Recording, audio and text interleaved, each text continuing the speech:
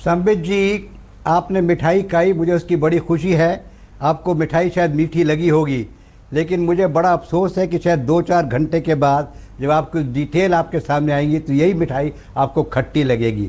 संबित भाई, इसमें हमारे संग कुछ, मैं कहूँगा, हालांकि इस्तेमाल नहीं करना चाह रहा, एक किस्म से धोखा हुआ है।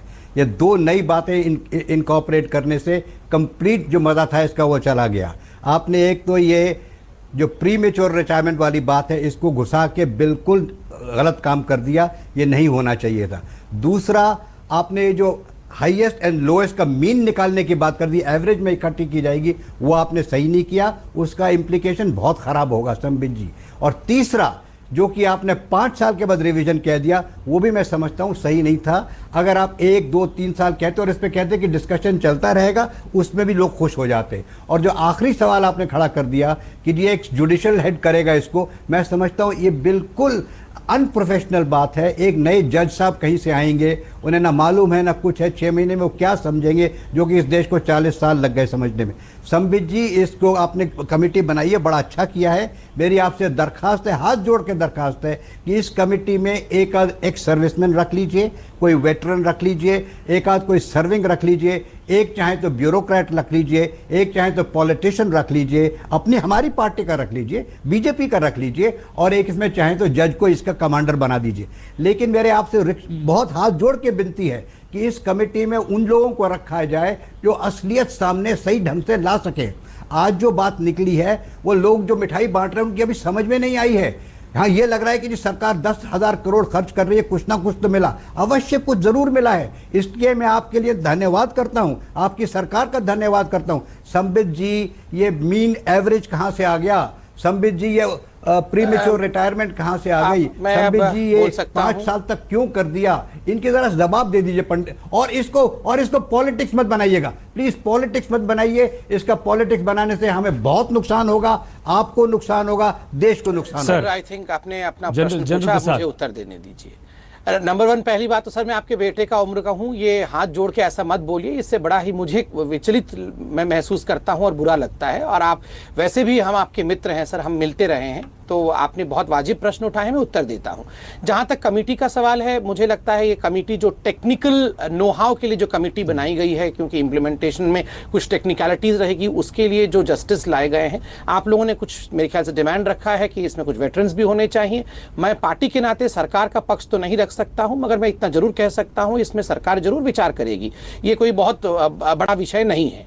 दूसरा, जहां तक आपने कहा कि क्या लाभ होगा, क्या कुछ लाभ हुआ, देखिए मोटा मोटी जितना मैंने समझा है, जितने भी लोग हैं जिनको मिल रहा है पेंशन, वेटरन्स जो हमारे हैं, 25% से लेके 50% तक का इजाफा हर किसी के पेंशन में हो रहा है, और ये कोई छोटा रकम नहीं है। आप देखिए 4 लाख विडोज को बेनिफिट मिलेगा, और एक ही इंस्टॉलमेंट में, कोई 4 बार के इंस्टॉलमेंट में नहीं, एक ही इंस्टॉलमेंट में विडोज को दिया जाएगा। ये एक बहुत बड़ा बेनिफिट है। लगभग 13 लाख जेसीओ रैंक के नीचे जो हैं उनको एक बहुत बड़ा बेनिफिट हो रहा है। तीसरी बात है, जहां तक आपने वीआरएस की बात कही, आप देखिए मैं आर्मी के बहुत डिटेल्स को नहीं समझता हूं, स्वाभाविक रूप से ये हमारे रक्षा मंत्री ही आपको समझा पाएंगे, मगर जो वीआरएस में कहा गया है कि जो इंज्योर्ड होके उसके कारण वीआरएस ले रहे हैं, या इंजरी के कारण डिसेबिलिटी होती है, रिजल्टेंट डिसेबिलिटी, उसके कारण वीआरएस हो रहा है, या जो बोर्डेड ऑफ किए जाते हैं उनको जो डिटेल रिपोर्ट आएगी, मैंने पढ़ा नहीं है, 10-15 दिन में डिटेल रिपोर्ट आएगी, तो उसमें मुझे लगता है सरकार ने उनको एकोमोडेट करने की बात की है, उनको इस दायरे से बाहर रखने की बात बिल्कुल नहीं की है। और जो सोल है पूरा इस 1 रैंक 1 पेंशन का, कि जवानी में आर्मी के लोग, डिफेंस के लोग, उनकी नौकरी चली जाती है तो स्वाभाविक रूप से उनको सरकार कॉम्पेंसेट करेगी। अगर कोई स्वेच्छा से पहले चला गया हो, उसको कॉम्पेंसेट करना चाहिए कि नहीं करना चाहिए, ये विमर्श का विषय हो सकता है, मगर इंजरी, डिसेबिलिटी और बोर्डिंग ऑफ, इसमें तो मुझे लगता है सरकार आप ही के साथ है, और ये डिटेल रिपोर्ट 10-15 दिन में आ ही जाएगी। मोटा मोटी जो 10,000 करोड़ रुपए की बात मैं शुरू से कर रहा हूं, ये एक रकम है, और ये आप खुद ही मान रहे हैं कि 500 करोड़ और 10,000 करोड़ रुपए में बहुत फर्क होता है sir. And 10 to 12,000 crore rupees as arrears, ये अगर बेनिफिट नहीं है, ये अगर पेंशन के रूप में हम नहीं दे रहे हैं, तो हम क्या कर रहे हैं सर? सर, सेटिस्फाइड हैं आप संबित जी की बातों से? जनरल ये प्रसाद, नहीं, ये बिल्कुल सही कह रहे हैं, और मैं इनसे काफी हद तक समझ। एक मिनट जरा जवाब देने दीजिए, क्योंकि ये हमारे प्रवक्ता हैं, हमारी बात बीजेपी में पहुंचाएंगे, उनके स्पोक्स पर्सन हैं, हमें जानते हैं, हमारी बात को मानते हैं, और इन्होंने बड़े अच्छे लफ्ज मेरे लिए कहे, उसका मैं धन्यवाद करता हूं इनका। लेकिन संबित जी, आप जरा अपनी सरकार से ये पूछ लीजिएगा 2-3 बातें। एक तो वीआरएस लफ्ज छोड़ दीजिए, वीआरएस नहीं होता फौज के अंदर, इसको प्री मेच्योर रिटायरमेंट कहते हैं, those who earn pensionable service of 20 years and more. एक तो इसके बारे में थोड़ा ज्ञान प्राप्त कर लीजिए, पूछ लीजिए किसी से कि डिटेल्स क्या है इसकी, तब आप अच्छी तरह से हमारा पॉइंट बता पाएंगे।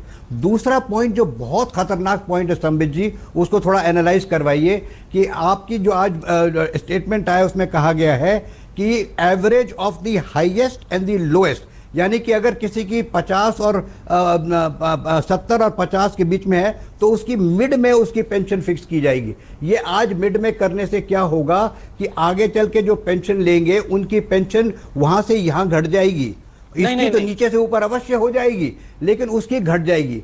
तो इससे बिल्कुल डिससेटिस्फैक्शन, मेरी बात सुन लीजिए, इससे डिससेटिस्फैक्शन हो जाएगा। इसकी जरा एनालिसिस करवा लीजिए। मुझे भी इतना अभी तक सिर्फ स्टेटमेंट आपने सुना है, सिर्फ स्टेटमेंट हमने सुना है टेलीविजन के ऊपर, लेकिन इसकी जरा अच्छी तरह से जांच करवा लीजिए कि इसका इफेक्ट क्या हो रहा है, इसका एग्जैक्टली मतलब क्या है। मैं अवश्य आपसे ये कहूंगा कि आपका बहुत बहुत धन्यवाद। कहिए संबित जी, आप कहिए, थोड़ा सा 10,000 करोड़ तो आज सैंक्शन किए, संबित जी, चाहे वो पूरा हुआ कि चाहे वो नहीं हुआ। ये वाला बहुत आपका सही पॉइंट है कि एवरेज निकाला जाएगा, मीन निकाला जाएगा। जो हाईएस्ट सैलरी पाता है, पेंशन पाता है, और जो लोएस्ट पेंशन पाता है, इनका एक एवरेज निकाल के उसी को पॉइंट माना जाएगा, फिक्सेशन उसी पे होगा। इसमें 2 चीजें हमें ध्यान रखने की बात है। पहली बात तो ये बात बिल्कुल उसमें है कि अगर फिक्सेशन ऐसा होता है कि कुछ लोगों का फिक्सेशन से अधिक है पेंशन, तो उसके पेंशन का प्रोटेक्शन होगा, उसके पेंशन को घटा नहीं दिया जाएगा। आप सपोज किसी का पेंशन 12,300 रुपए है प्रति माह, और जो सबसे लोएस्ट पेंशन वो आप 9,300 रुपए का लीजिए। अगर जो एवरेज है वो 11,000 रुपए निकल के आता है, 11,000 के ऊपर जितने भी लोग हैं, चाहे वो 12,500 वाला भी हो, उसको घटाया नहीं जाएगा, उसका पेंशन प्रोटेक्शन होगा। ये है, हमने ये देखा है। बाकी डिटेल तो 10 दिनों बाद आएगी। प्रोटेक्शन, एक सवाल यहाँ हमारा भी है, मैंने भी देखा है संबित जी, जो जनरल प्रसाद